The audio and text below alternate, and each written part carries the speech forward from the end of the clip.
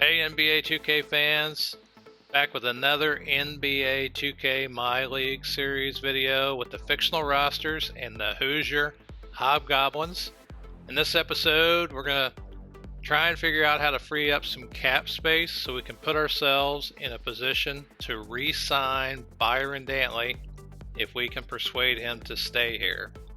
So if you're new to the channel, I'm Coach 2K. While you're here, click the subscribe button, click the bell to get notified whenever I upload anything new so you don't miss a single NBA 2K video I put out. And while you're here, check out my Career in a MyLeague series, and I'll put a link to that up in the upper left hand corner, and check out my other videos on my channel. Alright, so let's get started and figure out what we can do to free up some cap space. Alright, so here's a look at Byron Dantley's contract. You can see that we're paying him $10.5 million this year, and then if we don't re-sign him by the contract extension deadline, then what's going to happen is that he'll become an unrestricted free agent at the end of the year, and he is free to sign with any team, and we would get nothing for him. The problem that we have in negotiating with Byron Dantley is that he doesn't have any bird years with our team, which means that we can't go over the salary cap to re-sign him, which means that we have to have the cap space available in order to offer him a contract. Otherwise, we'll just be stuck. Now, if you aren't familiar with how bird years work, I'll put a video to a link I did on bird rights exceptions to the salary cap in the upper left-hand corner of this video, so you can watch that video to learn more about how that works. But basically it means since he has no bird years, we can't go over the cap to sign him, and we have to have that money available underneath the cap. We've been talking with Byron Dantley, and currently he is undecided in whether or not he wants to re-sign with us, but he has told us that he would like to have a contract in the neighborhood of $28 million. And so that gives us a good idea of how much cap space we need to make available in order to sign him to a contract extension. The next step then is to look at the salary cap table and see how much cap space we have available for the next season. So you can see here I've got it on the next season, 19 and 20 season. Salary cap room is $14.89 million. We know we need to have about $28 million, so we need close to $14 million here in additional cap space to find a way to sign Dantley to the contract that he wants. So what I've done, I've sorted the salary cap table by contract size here so that I can see which contracts we want to keep and which ones we don't. And here we have Garnett and we have Berzins. Those are two contracts that we'd already previously identified as players that we want to trade in order to try and free up this cap space, because 7.5 and 5.9, that's about 13.4. That's a large portion of the money we would need to find a way to get the cap space to sign Dantley to another contract. So a while back, a few games back, I updated our trading block to include guys that we consider players we want to get rid of to free up cap space. And at the top of the list are Marion Garnett and Joe Berzins. I'm sure as we got closer to the trade deadline, we might start to get some offers from the CPU. But what I wanted to do is just go out and see if I can find some options for these guys now, so we can move their contracts. Now, looking at Garnett, he has a 3-year deal, $6 million this year, 7.5 next, 8.1 player option after that. And it'd be nice to get rid of that player option because that'll give us a lot more flexibility. And in terms of Berzins, his contract also has a player option. That'd be another thing that I'd like to get rid of. Now, both of these players are guys that don't see a lot of minutes. In fact, Garnett kind of complains he doesn't get time, and so I have put him in from time to time in place of Berzins. And Berzin's kind of a home crowd favorite. That's kind of who I've identified as who the home crowd likes. So I don't really want to get rid of Berzins, but I got to find a way to sign Dantley. So what we're going to do is we're going to look at some teams here that might be good fits for these two players. So what I decided to do was to look around the league and look for a couple things. The first is I'm looking for teams that might need small forwards, because both Garnett and Berzins are both small forwards. Next thing I did was I looked for players at the point guard spot, because we only have 2 players at point guard and I want to have 3 at each position if I can work it out that way, and look for guys that are on expiring deals here.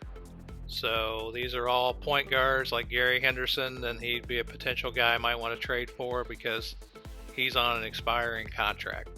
And the benefit of an expiring contract is that next year he won't have any money that counts towards the cap, and it would still be available to sign Dantley. So I looked for players, and then I looked at the teams that they're on to see if they had extra point guards, to see if they needed small forwards, just to see if the trade made sense for them.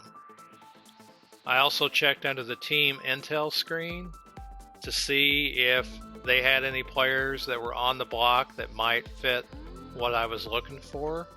So I went into the team intel screen and I kind of reviewed each team to see what players they were putting on the block and see if anybody made sense in terms of, a 1-year deal left, and the contract was going to expire and fit the position requirements.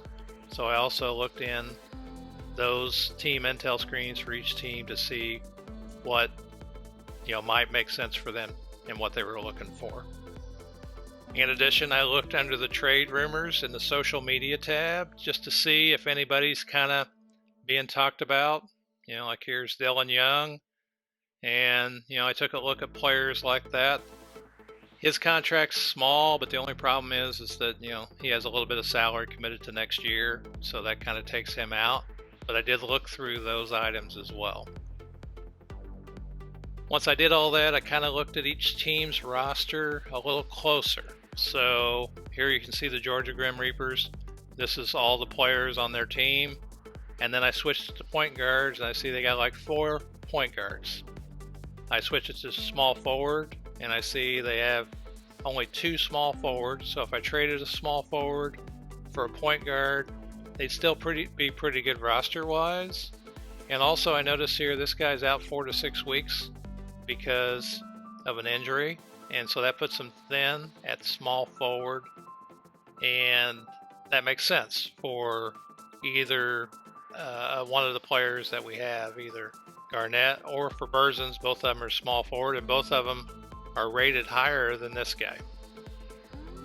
Another team I looked at was the Portland Poltergeist, and looking at their point guard situation, they got 4 point guards, and then I looked at small forwards, and I noticed that just like the Grim Reapers, they're a little thin at small forward, especially because one of their best players is out 4 to 6 months, and yet they still have quite a few point guards. So a swap there might make sense in terms of what we might be able to do in terms of trading. Then I dug in a little deeper to see which players had expiring contracts.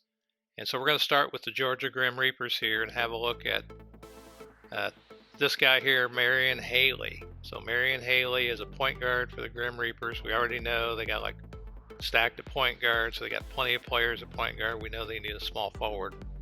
He has an expiring contract, and so he's kind of a great candidate for what we want to do here. So what I'm going to do is I'm going to try and trade with Marion Haley and see what we can do in terms of trading Garnett or Berzins. I think we're going to try and trade Garnett to the Grim Reapers, and so I'm going to walk you through that process. Now before we start making a trade here, I want to point out team chemistry down at the bottom is 83%. And we expect to take a hit on team chemistry when we make a trade. I don't know how much yet, but I expect that to happen. So we're going to see how much of an effect it had on team chemistry when we get done with any moves we make here. I was a little concerned about making, messing with team chemistry because we're on a long winning streak. But I figured the sooner we get that out of the way, we can start rebuilding team chemistry and have a lot longer period of time in the season to do it. So the first team we're going to try and work with is the Grim Reapers here. So we're going to offer up Garnett first and put him on the trade, and then over here we're going to choose the Grim Reapers. Go over to them, and we're going to find Haley here and add him to the trade. Now it does say that it's a valid trade, but when we look at these contracts, we're dumping quite a bit of salary over to the Grim Reapers. So if you compare these two, you can see how much it is. So even though it's a valid trade, we're also going to add a pick here, and I don't think these players are worth first round picks because of their ratings. So we're going to offer our second round pick in the year 2020, and we're just going to offer it unprotected, and then we're going to propose the trade, and they have agreed to our trade. Now that's one guy out of the way, so you can look at team chemistry now. Went from 83 to 70%. So you can tell that trade took a big hit on team chemistry, 13% that we'll have to kind of gain back here in terms of building that back up. Looking at the salary cap table, though, you can see we've increased our cap space from 14 million to 22 million. So we're a lot closer than we were before, and that's a good thing. Now, by the way, I didn't think about it, but if you're not sure how the salary cap table works or how salary cap and luxury tax and all that works, I'll put a link to a video up in the upper left hand corner of the video so you can watch my video called Salary Cap 101 to give you a little bit more info about that. Looking at our roster now, we have 3 point guards, 3 shooting guards, 3 small forwards, 3 power forwards, and 3 centers, which is great because that's kind of one of our house rules, that we want to have 3 players at each position. If you want an idea of some of the house rules you can set for yourself, I'll put a link to a video up in the upper left-hand corner that talks about house rules in MyLeague and MyGM. Now, in terms of the next move, we want to trade Berzins, and he's a small forward, and the team that we identified that really could use a small forward is pretty thin at small forward, so that doesn't really make a lot of sense for us to get a small forward back from that team. So we're going to look at their entire roster and see who might be a player that would make sense in terms of their contract, taking that back. Now, looking at Portland's roster here, you can see they got 4 point guards, 2 shooting guards, 2 small forwards, 3 power forwards, and 4 centers. And we already know we want to look at giving them a small forward because they're thin at small forward and they got an injury.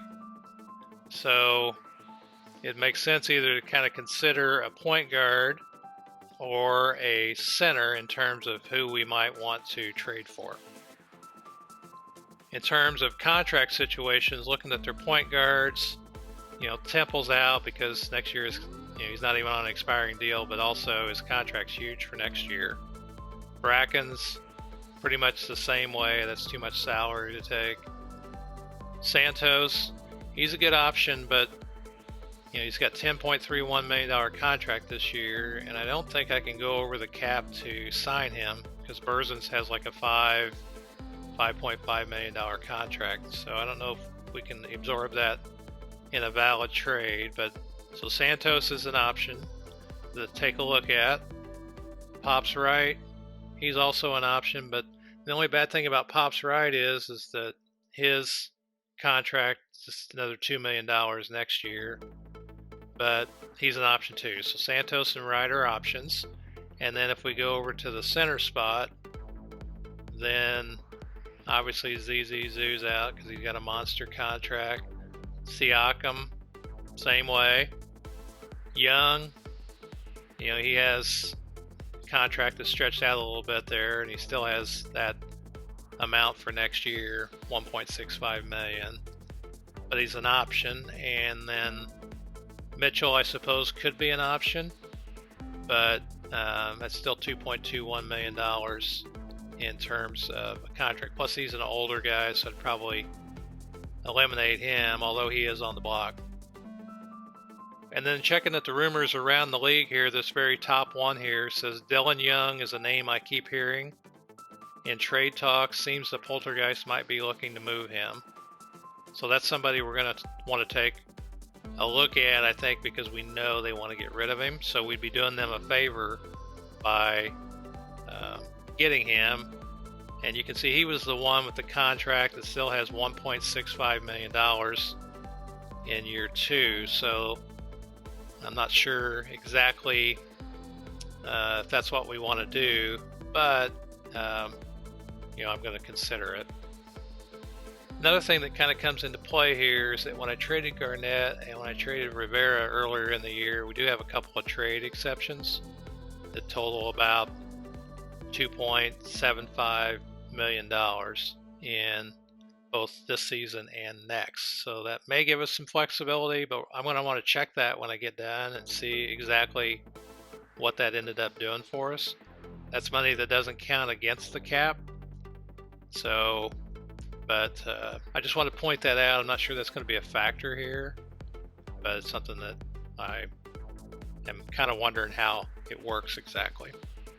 So just to summarize here then, in terms of working with the Poltergeist, we're either looking at Santos with his $10.3 million contract, which is a little higher than I think we're able to absorb.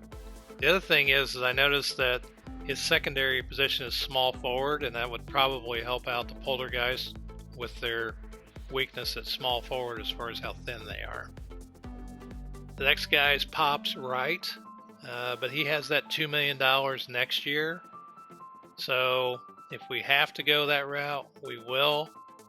But I'd like to have an expiring contract, but his contract is pretty small. So we might be able to figure out a way around that. So that's still a valid option, but I don't know yet. Another option again is Dylan Young here, because we know they want to get rid of him, but he does have that contract in the second year. So we could maybe always throw in Rayshawn Holmes or something like that, since we know they want to get rid of him. So that's the third guy. And then the last guy here is Lewis Hill. And Lewis Hill might be the best option in terms of matching up directly, because he doesn't have a second round, or he doesn't have a salary next year. He's on an expiring contract, and his salary is a lot closer to what Berzin's salary is. So, all right, so let's start negotiating with the Poltergeist and see what we can come up with. All right, so we're going to start proposing a trade here to the Poltergeist. We're going to start by adding Berzin's. And then on their side, we're going to start with Young. Then on the Poltergeist side, then we're going to add Young. And the only thing is, it says invalid trade. So that didn't seem to work out the way that I thought it would. So let's remove Young. And instead of Young, then, since that didn't seem to match up quite right, let's add Hill. And that does say that's a valid trade. And so that meets a lot of our criteria there, because it gives us an expiring contract. And so let's propose that trade and see what happens. So we'll say yes. We like what we have. However, I have a counter offer. So let's see what their counter offer is. Oh, they want to include Dylan Young. And they want Wesley Cummings, who we want to get rid of too, because of his contract. That gets rid of our player option for next year, which would be great. And we'd have to give up a second round pick unprotected. So Cummings is a, what is Cummings? Oops. Cummings is a shooting guard, small forward. That'll help him out at small forward a little bit more. Young is a center and power forward. So I didn't really want to give up a pick, but I did really want to get rid of Cummings. And I know they want to get rid of Dylan Young, who was what I originally targeted anyway. So how much is Dylan Young's contract? That's 1.65 next year, and Cummins is 3.4.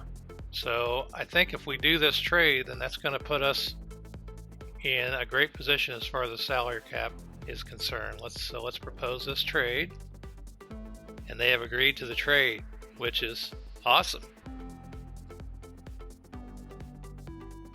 Okay, so looking at our salary cap situation now after that move, it really, if you're paying attention to the number before, we actually lost cap space. We didn't gain any cap space with that transaction. And the reason we didn't is because the two players we traded, both Berzins and Matthews, had player options. And while it looked like, according to the player cards, that Berzins was interested in coming back, that would have been $5 million we would have been probably definitely obligated to spend. Cummings probably would have tested free agency, but in both cases they could have opted to take their player option, which would have hurt our chances to sign Dantley. So these green options, they're not actually counted in your cap until they're exercised. So that leaves us with a little bit more cap room that we need to kind of figure out what to do with. So we have Kidd and Taylor here, Taylor and Holmes. Those are two players that we're interested in maybe moving still. That would give us about $4.8 million. That would put us at about 25.5 in cap space if we can move those for some expiring contracts, which we'll have to see if we can do that. Although that's going to be tough. And the other thing I'm thinking is that maybe the salary cap will go up next year. Right now the salary cap's 101.87. That maybe that'll go up the difference. So if we can find a way to move Taylor and Holmes for maybe one guy with an expiring contract, then maybe that, along with the cap space going up, will be the room that we need. At least that's what we're hopeful for. Now you'll notice the team chemistry dropped down to 59%, so that's a concern that we have, because we did kind of change what people were thinking about the team. And I'm not sure how that'll affect us on the court yet. But since, these players that we move were basically role players that didn't play a whole lot, I'm not as concerned as I might be if we traded one of our core players. Because you can see here, Byron Dantley's morale is really high, and he's the guy that we care about the most. So I don't think that that's going to be a huge issue, and just with a few more wins, that'll start going up in terms of team chemistry, I'm thinking. So here's our look at our roster after the trade. We got 3 at point guard, 2 at shooting guard, 2 at small forward.